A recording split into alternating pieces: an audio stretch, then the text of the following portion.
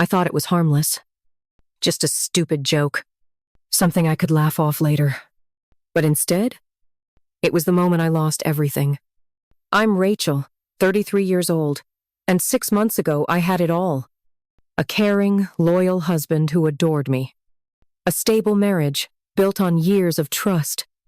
And a job I loved, where I worked closely with an attractive, charismatic coworker. But now, I have nothing. My husband is gone.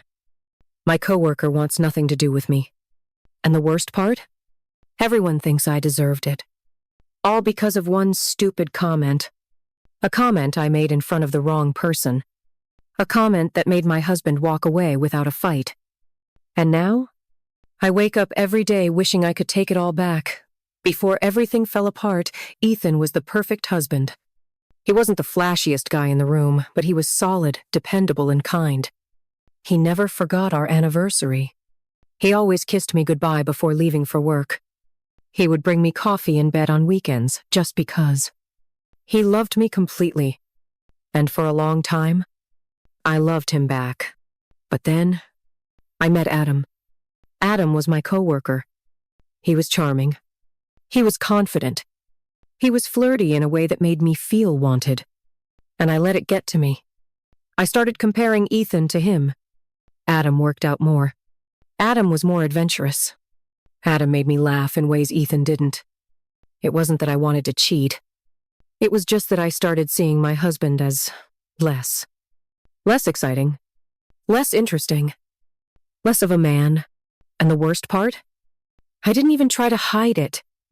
And one day, I took it too far. And I lost everything. It happened at a casual work event. A group of us from the office had gathered for Friday night drinks, just unwinding after a long week. Ethan had been busy with work, so he didn't come. But Adam? He was right there beside me, laughing, teasing, being his usual charming self. Then someone brought up relationships.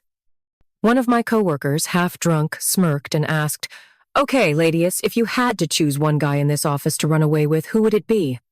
Everyone laughed. The other women joked about celebrities or made playful answers. And then someone asked me, I should have brushed it off. I should have said no one. But instead, I smirked, glanced at Adam, and said loud enough for everyone to hear, "Well, let's be real. If I had to choose, it definitely wouldn't be my husband." Laughter. More teasing. I was buzzed from the drinks, riding the high of the moment.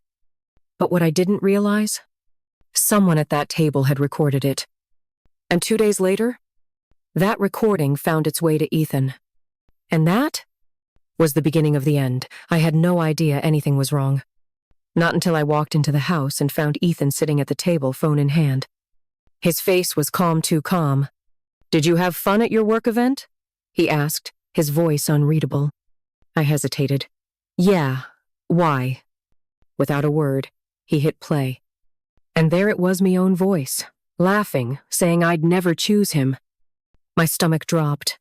"Ethan, I was just joking," I blurted out. He exhaled, shaking his head. "No, Rachel, you weren't." He stood up, walked past me, and said just one thing before heading to the bedroom. "I finally get it now." And that's when I knew I had broken something I could never fix. Ethan didn't shout, didn't argue, didn't demand an explanation. He just stood there, looking at me like he was seeing me for the first time, like he finally realized who I really was. Then he nodded to himself. "Okay." That's all he said. Then he turned and walked into our bedroom. I stood frozen in the kitchen, my heart pounding. I expected him to cool off, to come back out and say, "Let's talk about this." But instead, 20 minutes later, he came out holding a duffel bag. "I'll be staying with my brother for a while." "Ethan, wait." I reached for him, but he stepped back. "You don't have to explain, Rachel. You already did." And then, he walked out. Didn't look back. Didn't even slam the door. Just left. And that's when it hit me. I had just lost the only man who ever truly loved me. And the worst part? It wasn't even for another man. It was for a joke. At first, I told myself Ethan would come back. that he was just overreacting, that I could fix this.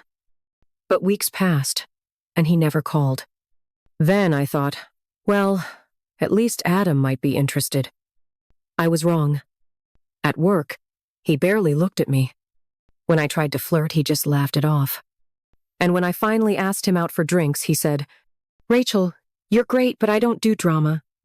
And just like that, I lost both of them. My husband, my coworker, and my self-respect. I tried to move on. Told myself, fine. If Ethan's gone, I'll just find someone new. So I downloaded dating apps, went out with friends, and tried to act like I was living my best life. But something felt different.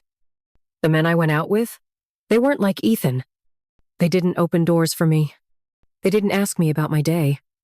They didn't make me feel safe. They were just looking for a good time. And then, on a date with a guy I actually liked, I made a mistake. I laughed and said, "Yeah, my ex-husband left me over a joke." He smirked. "What joke?" I hesitated. I said I wasn't really attracted to him anymore, in front of coworkers. His smile dropped. He leaned back, grabbed his drink, and said, "Damn, that's brutal." And that's when I knew. I had become the red flag. Even random men on dating apps could see it. I had laughed at the only man who ever truly loved me. And now, I was the joke. I don't get a happy ending. I don't get a second chance. Ethan is gone. Not just from our home. Not just from our marriage. But from my life. And the worst part? He's thriving without me. One day, I saw him. I was at a coffee shop alone, scrolling through my phone. And there he was. Smiling, happy. With someone new. She was beautiful. She looked at him like he was the only man in the world. The way I should have looked at him. And me? I sat there, feeling completely invisible. Because that's what I was to him now. A mistake from his past. A lesson he had learned. And the irony? I spent so much time thinking he wasn't enough. But now, I'm the one no man takes seriously. I mocked him. I praised another man. And now, they both moved on without me. So if you're listening to this, don't make the mistake I did. Because when you treat a good man like he's disposable, he'll find someone who sees his worth. And trust me, regret is a prison you never escape. Goodbye.